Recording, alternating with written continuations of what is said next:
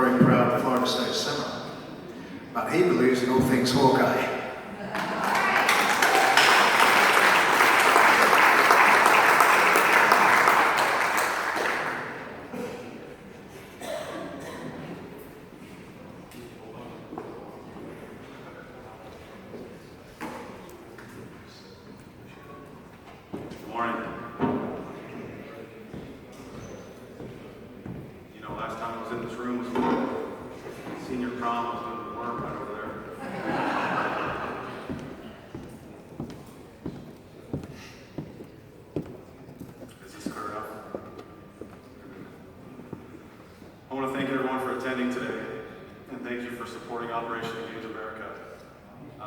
By supporting this organization, these events, you're supporting those that have, what I would say, temporarily misplaced their significance and self-worth.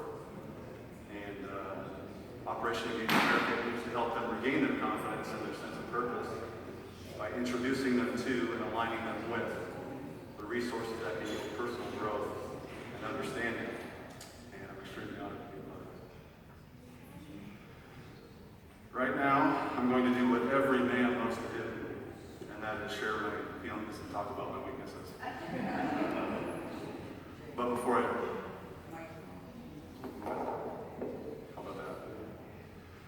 do that, I'll give you a little background.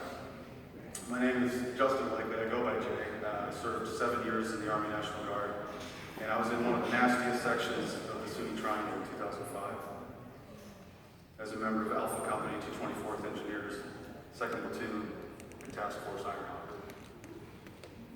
The majority of our time was spent patrolling and scanning the streets of Ramadi and surrounding areas in search of IEDs, weapons, and insurgents in hopes that we find them before they find us. And statistically, we were victorious. But I suppose that really depends on who's measuring. Before we settled in at our base in Ramadi, at the end of February, early March, we spent about 6 weeks in southern Iraq controlling a detainee facility. And I believe in retrospect, many of us would have rather stayed there for our entire deployment. And before that, we were in Kuwait for about 16 days prepping and awaiting transport. I remember on January 1, 2005, our first hours of boots in the sand, walking past an MWR tent, hearing an enormous roar, people screaming and cheering. And as me and a few other guys walk in, we were able to catch the audio replay of Drew Tate throwing the game-winning 56-yard touchdown pass to Warren Holloway to beat LSU in the 05 Capital One Bowl. And I thought two things, I remember. One, hey, thanks for telling us the game was on. And two, how bad could this year really be? We operated the detainee facility in Najaf, Iraq from the middle of January to the tail end of February, and our battalion began moving massive convoy operations over a 5 to 6 day stretch to get personnel and equipment to Ramadi so that we could transition to our glorious role of hunting IEDs. Over the first 7 or 8 weeks before we left for Ramadi, it felt more like annual training exercises than it did combat. And on February 27th, 2005, that all changed. A day forever etched in my heart and in my mind. We were the third wave convoy to move north to Ramadi to set up shop. With 21 vehicles in total, I was the driver of the 19th. We had a high-back Humvee full of weapons, ammo, gear, and a Bible.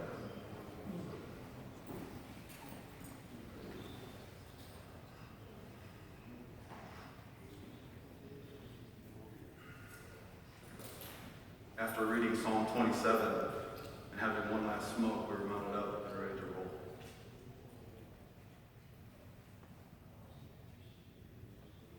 My LT, Lieutenant Canal.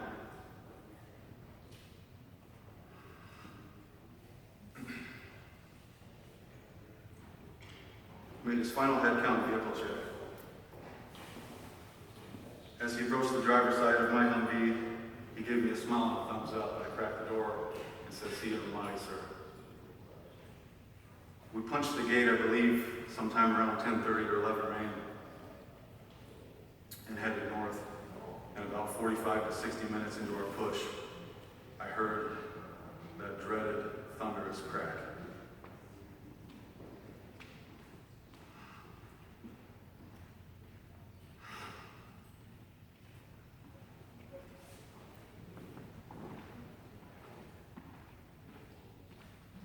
As I look into the driver's side mirror,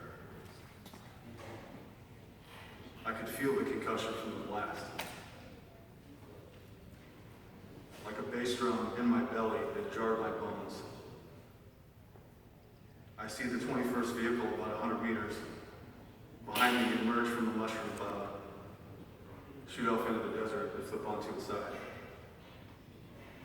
That was a defining moment in our climb. As we all knew how real it was and exactly where we were. We weren't training anymore. And I'll spare you the details, but I did not see LT in the body.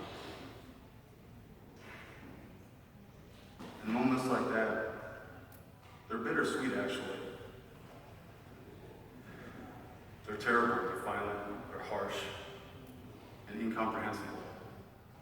However, it's moments like those that bond warriors for life.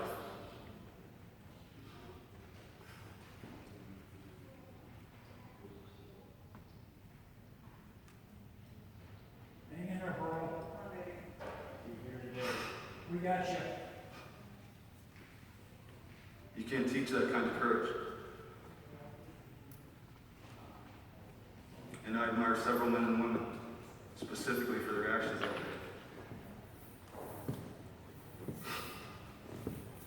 Throughout our remaining 9+ months, the amount of death, destruction, wounds, and close calls were enough to make the toughest men weary. Most of us simply came to terms with the fact that it probably weren't going home. Once I got it, things seemed pretty normal for a while. I was a little uneasy, but around 12 to 18 months is when things really hit me. The nightmares, night sweats, anxiety, panic, you name it. And I became very skilled at wearing a mask. I didn't want my family or anyone to know the amount of guilt and fear that plagued me on a daily basis. If you or anyone you know struggle with PTSD symptoms or issues from traumatic brain injury, please take note. The symptoms, the emotional roller coaster, that's all normal reaction to abnormal circumstances and situations, as I believe Dr. Hall mentioned earlier. I want to remind you how strong you are. Even though you may feel out of sorts, you may feel broken at times, you're not broken. And you have more strength than you know. My time post-combat and my path to recovery has looked somewhat like this. Nightmares, guilt, shame, anxiety, depression, panic. Diagnosed PTSD, offer group therapy and oral medications. 2 to 3 rounds of medications made me numb, I felt robotic. Isolation, crying spells, fear, panic, etc. Not the kind of ride that any of us would enjoy. Talk therapy at the vet center, another round of medications, broken communication, and I repeat, broken communication. Up and down, back and forth, negative self-talk, internalization, more talk therapy, and did I mention anxiety? I thank God every day for my wife and my children, because I'm not certain that I would have stuck around without them. And then finally, inpatient PTSD treatment at the Des Moines VA for 72 days. And what I've learned is that what works for me is just that, it's what works for me. There's no magic pill or formula, and it requires very hard and continuous work to understand your thoughts, your emotions, and your reactions. I've also learned that it's okay to feel, it's okay to cry, and it's okay to grieve. It's okay to heal, and it is most certainly okay to love yourself. What works for me is yoga, breath work, challenging my thoughts, self-affirmation, affirmation daily. And acceptance. And I don't mean to make acceptance sound easy, because I know it's truly the hardest part of dealing with this. However, coming to terms with the fact that my new normal or my new baseline is where it is, and I can only learn and grow from there, that's been instrumental in my recovery. Each individual's path is most likely different. Success might be a combination of multiple things, including medication, therapy, exercise, etc. They can come in a variety of ways, so please keep trying. Setbacks are okay, and we can realistically expect them. But remember to celebrate the small victories too. Know if you are a family member, a friend, or a supporter of the men and women dealing with these issues, the best recipe, in my opinion, is love and patience. And I know that's easier said than done. The need for layering these resources and these events so that one day, hopefully no one slips through the cracks, is tremendous. We've all heard the statistics, and they're quite staggering. I want to thank everyone for their support, everyone for being here, and ask that you please continue to support in any way that you can. God bless, and go